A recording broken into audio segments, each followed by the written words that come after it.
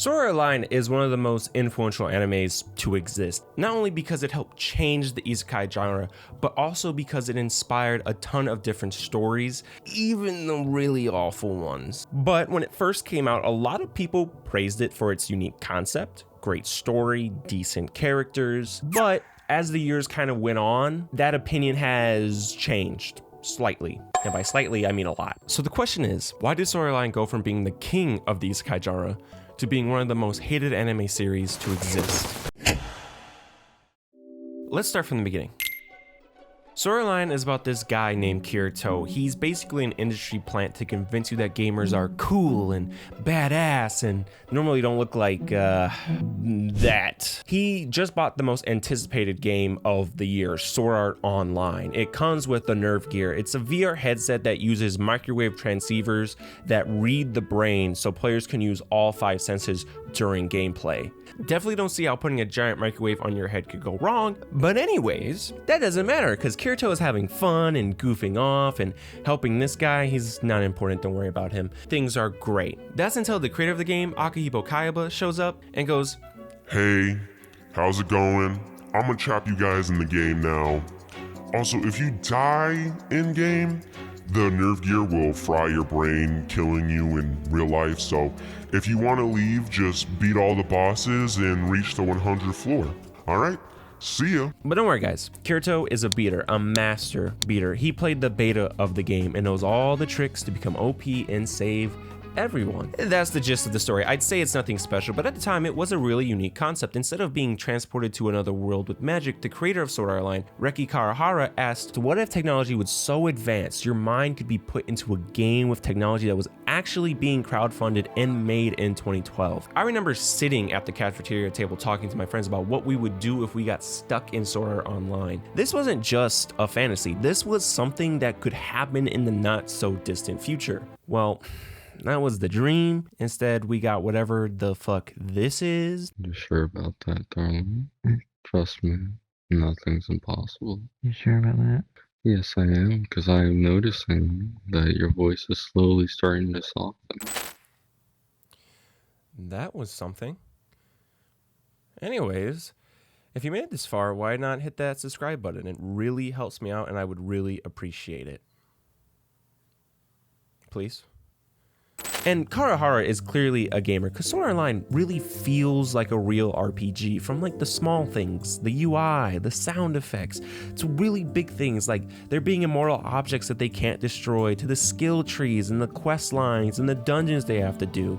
He put a lot of work into building the world of Ironclad, the actual setting inside of the Sword Art Online game. And each floor is different and unique, from floors that have floating islands, ooh, with waterfalls flowing down them, or this one where it's always dark, except for these crystals that light up the area. Interesting. Or this one where it has a giant lake where everyone can fish. That's interesting. And of course, each of these floors either help the players survive and level up more, or they completely fuck them over, which keeps things interesting.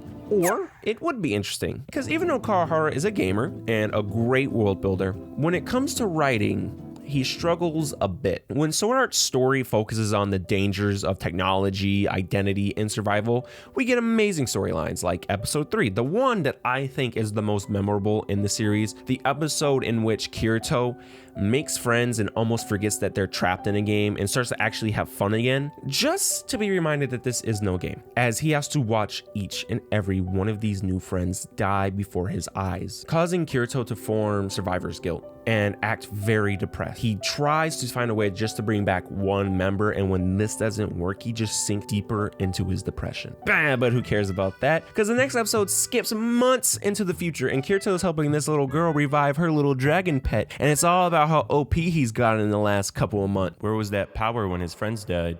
As the series kind of went on, people realized that Sword has a really big problem with its pacing.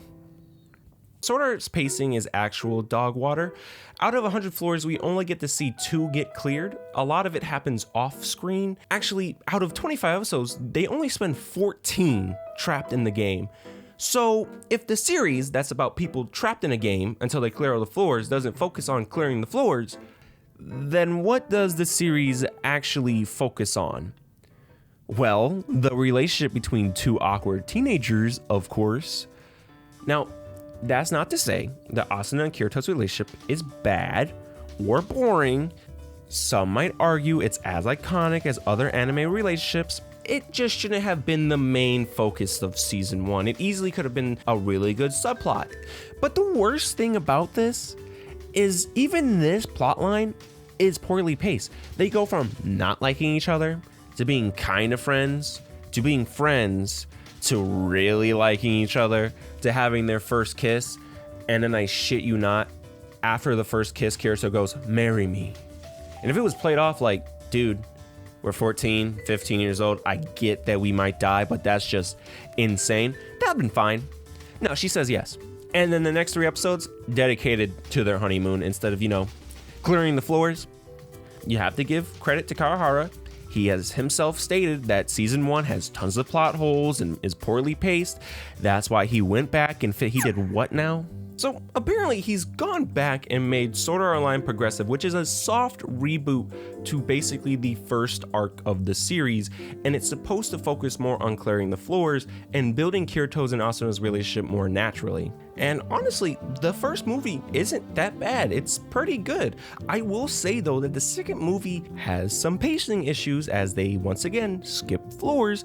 But at least it's more of a jump from 1 to 5 and not, let's say, 1 to 30 like the original series did. I don't know how it's going to fix the rest of the series though. As the series kind of went on, the quality dropped as well. Alfheim isn't a bad arc per se, it just has some issues, tiny little ones, like incest. Oh, and the fact that the stakes of dying and game are gone, which was the whole gimmick of the show, but it had a solid villain, good fights. It's an okay arc. I don't hate it, but once Gun Gale starts, it's all downhill from there. And I really liked the idea of Gun Gale, Kirito solving a murder and working with the police to catch a killer in the game seems like a really cool idea. But it's actually ass, dude. They spoiled the mystery in the opening like dumbasses, and then they make the next victim a main character when no main character in this series has died ever. So she isn't going to die. So you're just watching an anime about people playing a video game. And I was already watching real people play video games in 2010. I don't think I needed to watch fake people playing video games. And I'm not even going to talk about the 3rd season because while I was rewatching Gun Gale, I got to the point where I was like, this is torture. And man, it does not help that as the series goes on, the characters just get worse and worse. Kirito goes from being a really introverted character that doesn't know how to interact with people, and he has a hard time making connections. That's kind of the whole point of his arc in season 1, but that's just dropped. Who cares about showing character growth? That shit doesn't matter. All people care about is seeing him being OP and being cool. I can't count on my hands how many times Kirito just pulls something out of his ass just because the plot needs him to do something cool. Like being able to somehow code or dueling all of a sudden and hiding that skill for whatever reason. Oh, and don't forget the multiple times he's died and has just gone, nah. Also, he releases this pheromone, probably gamer sweat, that makes every woman in a 25 miles radius just fall in love with him. Why? He's also voiced by my mortal enemy, Bryce Papenbrook. Then Asuna goes from being this character who her whole point is she has to carve her own way to basically relying on Kirito. She just becomes the damsel in distress. Forget about carving her own path and being independent. No. She needs Kirito to save her. And then she just kind of fades out. She becomes slightly irrelevant until we get back to the 3rd season, which I didn't watch. And all these interesting side characters, not you, are introduced and then they're never elaborated on.